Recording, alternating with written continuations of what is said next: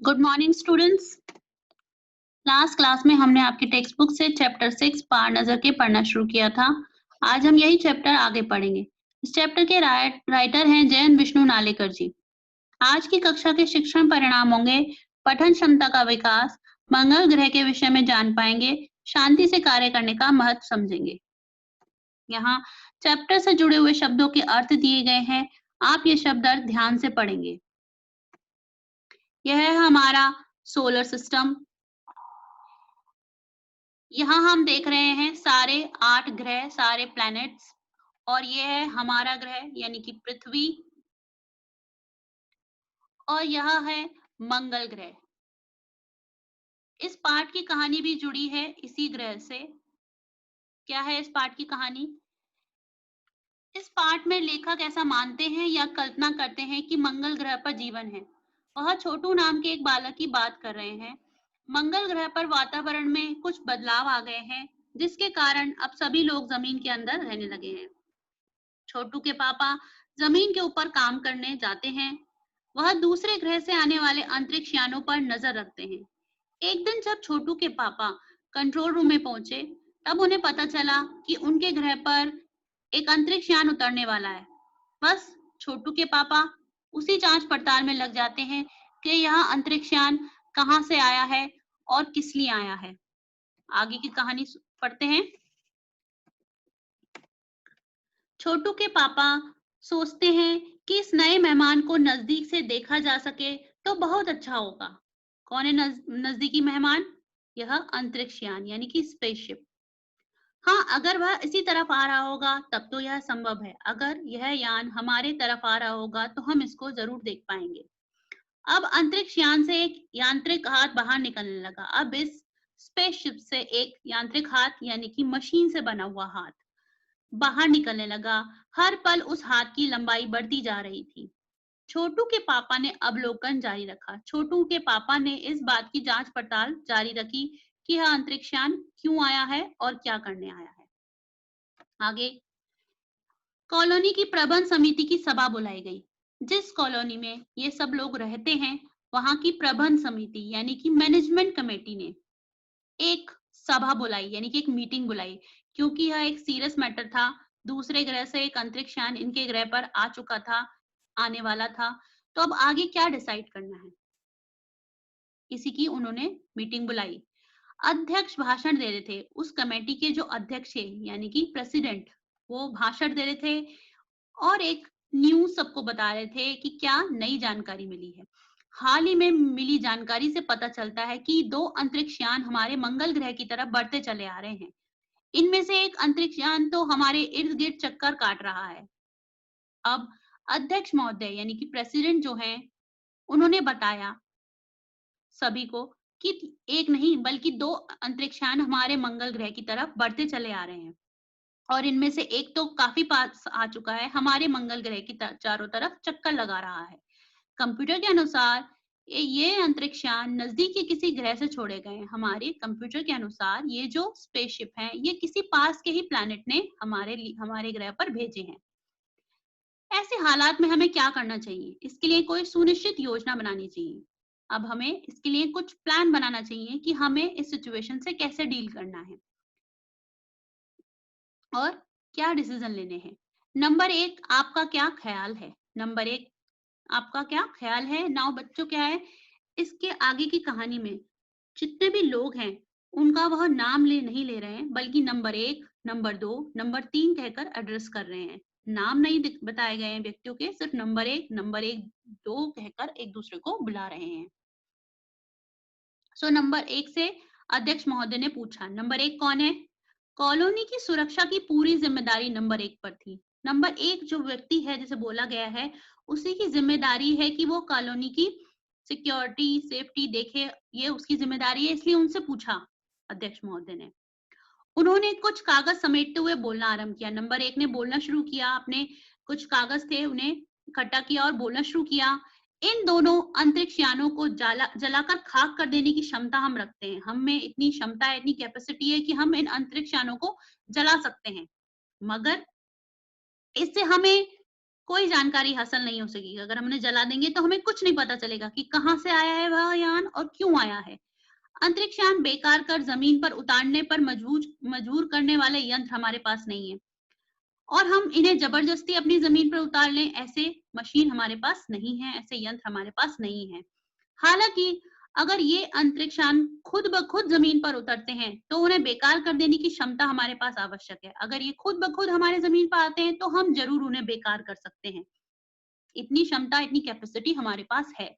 किसने कहा? नंबर 1 ने। मेरी जानकारी के अनुसार इन अंतरिक्ष यानों में सिर्फ यंत्र हैं, किसी भी तरह की जीव की इसमें सवार नहीं है। नंबर 1 कहते हैं कि जहां तक मुझे जानकारी मिली है, मेरे अनुसार इसमें कोई भी जीव या कोई व्यक्ति या कोई प्राणी नहीं है, बल्कि सिर्फ मशीन है। इस स्पेसशिप में क्या है? सिर्फ मशीन है, जिससे हमें कोई खतरा नहीं है। नंबर 1 की बात सही लगती है। नंबर 2 एक वैज्ञानिक थे। अब नंबर 2 जो कि एक साइंटिस्ट हैं, उन्होंने कहा कि मुझे नंबर 1 की बात सही लग रही है कि वो जो भी कह रहे हैं उससे मैं सहमत हूँ, उससे मैं एग्री करता हूँ। वे बोले, हालांकि यंत्रों के बेकार कर देने में भी खतरा है। इनके बेकार होते ही दूसरे ग्रह के लोग हमारे बारे में जान जाएंगे। अगर हम इन यंत्रों को बेकार कर देंगे तो इससे दूसरे ग्रह के लोगों को हमारे बारे में पता चल जाएगा। उन्हें पता चल जाएगा कि मंगल ग्रह पर कोई जीव है। इसलिए मेरी राय से हमें सिर्फ अवलोकन करते रहना चाहिए। इसलिए मेरी तो यही एडवाइस है कि हमें सिर्फ अवलोकन यानी जांच पड़ताल करते रहना चाहिए, देखते रहना चाहिए, नजर रखना चाहिए कि वह कोई खतरा तो नहीं पैदा कर रहे हैं हमारे लिए। जहां तक हो सके हमें अपने अस्तित्व को छिपाए रखना चाहिए। जहां तक हो सके हमें अपने एग्जिस्टेंस यानी अस्तित्व को पता छिपाए रखना चाहिए। लोगों को पता नहीं चलना चाहिए कि मंगल ग्रह पर भी जीवन है, क्योंकि हो सकता है जिन लोगों ने अंतरिक्ष यान को भेजा है वे कल इससे सक्षम बड़े सक्षम अंतरिक्ष यान को भेज सके। अगर हम उसके साथ कुछ छेड़ाखानी करेंगे तो हो सकता है कि कल वो बड़े अंतरिक्ष यान भेजें, क्योंकि उन्हें पता चल जाएगा कि मंगल ग्रह पर जीवन है और वो बड़े अंतरिक्ष यान स्पेसशिप हमारे यहाँ भेजेंगे। हमें यहाँ का प्रबंध कुछ इस तरह रखना चाहिए जिससे इन यंत्रों को यह गलतफहमी हो कि जमीन पर कोई चीज इतनी महत्वपूर्ण नहीं है जिसका वे लाभ उठा सके। हमें इस तरह के अरेंजमेंट रखने हैं कि उन्हें ये महसूस हो कि जमीन पर कोई खास चीज नहीं है जिसका वो लाभ उठा पाएंगे, जिसका वो फायदा उठाएंगे। अध्यक्ष महोदय से मैं दरख्वास्त करता हूँ, और उन्होंने ये कहा कि मैं जो प्रेसिडेंट हैं कॉलोनी के उनसे कहा कि मैं इनसे आपसे रिक्वेस्ट करता हूँ, दरख्वास्त मीन्स रिक्वेस्ट करता हूँ कि इस तरह का प्रबंध हमारे यहाँ किया जाए, कि ये सब तरीके के अरेंजमेंट हमारे यहाँ किए जाए। नंबर 3 सामाजिक व्यवस्था का काम करते थे। इनमें से जो नंबर 3 के व्यक्ति हैं वो इन सोशल इशू पर सोशल प्रॉब्लम को सॉल्व करते हैं और उन्हीं से रिलेटेड डिसीजन लेते हैं। उनकी बात के जवाब में अध्यक्ष महोदय कुछ बोलने ही जा रहे थे कि फोन की घंटी बजी। जैसे ही प्रेसिडेंट इस बात का जवाब देने वाले थे कि फोन की घंटी बज उठी। अध्यक्ष ने चौंका उठाया और 1 मिनट के बाद सभा को संबोधित करते हुए उन्होंने कहा, भाइयों, अंतरिक्ष यान क्रमांक 1 हमारी जमीन पर उतर चुका है। एक नई न्यूज आई थी। क्या न्यूज थी? अध्यक्ष महोदय ने सबको बताई। प्रेसिडेंट जो थे उन्होंने सबको बताया कि जो अंतरिक्ष यान क्रमांक 1 है, जो पहले नंबर का स्पेसशिप है, 2 स्पेसशिप थे, उसमें से जो पहले स्पेसशिप है, पहला वाला, वो हमारी जमीन पर उतर चुका है। वह दिन छोटू के लिए बड़ा ही महत्वपूर्ण था। अब क्या हुआ? अगले दिन छोटू के पापा छोटू को भी अपने साथ कंट्रोल रूम ले गए। पापा उसे कंट्रोल रूम ले गए। यहाँ से अंतरिक्ष यान क्रमांक 1 साफ नजर आ रहा था, क्योंकि छोटू के पापा चाह रहे थे कि छोटू भी अंतरिक्ष यान को देख सके, इसलिए वो उसे अपने साथ कंट्रोल रूम ले गए। छोटू के मन में तरह तरह के सवाल उठने लगे अंतरिक्ष यान को देखकर। कैसा अजीब लग रहा है यहाँ, इसके अंदर क्या होगा पापा? छोटू ने पूछा। छोटू ने पूछा कि पापा इसके अंदर क्या होगा? उसके पापा ने उत्तर दिया, अभी नहीं बताया जा सकता, दूर से ही उसका निरीक्षण जारी है। अभी मैं कुछ नहीं बता सकता, सिर्फ दूर से ही उसका निरीक्षण जारी है, रिसर्च चल रही है कि क्या होगा। उस पर हमारा बराबर ध्यान है, उसके हर अंग पर हमारा नियंत्रण है, हम उस पर कंट्रोल किए हुए हैं। वक्त आने पर हम अगला कदम उठाएंगे। अगर जरूरत पड़ी तो हम अगला कदम उठाएंगे। अगर हमें लगा कि कुछ खतरा है तो हम जरूर कुछ ना कुछ कदम उठाएंगे। छोटू के पापा ने बताया। उन्होंने छोटू को एक कंसोल दिखाया जिस पर कई बटन थे। अब छोटू के पापा ने कंट्रोल रूम में उसे कंसोल दिखाया जिस पर कई रंग बिरंगे बटन थे। अब अंतरिक्ष यान से एक यांत्रिक हाथ बाहर निकला। हर पल उसकी लंबाई बढ़ती जा रही थी। अब अंतरिक्ष यान उनकी जमीन पर था और उससे एक यांत्रिक हाथ बाहर निकल रहा था जिसकी लंबाई बढ़ती जा रही थी। क्यों बढ़ रही थी? क्योंकि वह शायद जमीन पर पहुंचकर मिट्टी उकेल लेकर जाना चाहता था। वो क्या लेकर जाना चाहता ना? मंगल ग्रह से मंगल ग्रह की मिट्टी। सब लोग स्क्रीन पर दिखाई दे रहे अंतरिक्ष यान की इस हरकत को ध्यान से देख रहे थे। सब लोगों का ध्यान स्क्रीन पर था और वो इस स्पेसशिप की इस हरकत को ध्यान से देख रहे थे। वह किस तरह से मिट्टी उठाने का प्रयास कर रहा है। सिवाय एक के, उसका ध्यान कहीं और ही था। और वो कौन था? छोटू। छोटू का सारा ध्यान था कंसोल पैनल पर। कंसोल का एक बटन दबाने की अपनी इच्छा को वह रोक नहीं पाया। वह लाल लाल बटन उसे बरबस अपनी तरफ खींच रहा था। बरबस मतलब बार बार, क्योंकि कंसोल पैनल पर अलग अलग रंग के बटन लगे हुए थे और जो लाल रंग का बटन था वो उसे अपनी तरफ खींच रहा था और उसने वह बटन दबा दिया। बटन दबाते ही सहसा खतरे की घंटी बजी। सहसा मीन्स अचानक ही खतरे की घंटी बज उठी, क्योंकि छोटू ने लाल रंग का बटन दबा दिया था। बटन दबाते ही खतरे की घंटी बज उठी। सबकी निगाहें कंसोल की तरफ मुड़ी। पापा ने छोटू को अपनी तरफ खींचते हुए एक थप्पड़ रसीद कर दिया और लाल बटन को पूर्व स्थिति में ला रखा। अब छोटू के पापा ने, क्योंकि छोटू ने एक गलत काम किया था, इसलिए छोटू के पापा ने उसे अपनी तरफ खींचा और एक थप्पड़ मारा और लाल बटन को जल्दी से पूर्व स्थिति में ला दिया। मगर उस तरफ अब अंतरिक्ष यान की उस यांत्रिक हाथ की हरकत सहसा रुक गई। लेकिन इसका रिजल्ट क्या हुआ?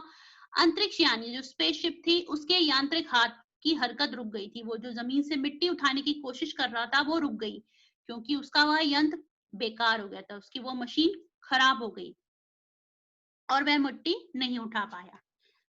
उधर यानी कि दूसरी तरफ हम देखते हैं हमारे प्लेनेट यानी कि पृथ्वी पर। हमारी कहानी कहाँ की है? मंगल की। लेकिन हम पृथ्वी के बारे में क्या देखते हैं? पृथ्वी पर क्या न्यूज थी? नासा ने यानी कि national aeronautics and space administration ने एक स्टेटमेंट डिक्लेयर करा और उस स्टेटमेंट ने सबका ध्यान अपनी तरफ आकर्षित कर दिया। क्या डिक्लेयर की उन्होंने?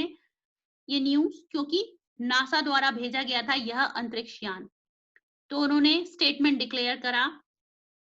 मंगल की धरती पर उतरा हुआ अंतरिक्ष यान बाइकिंग अपना नियंत्रण निर्धारित कार्य कर रहा है।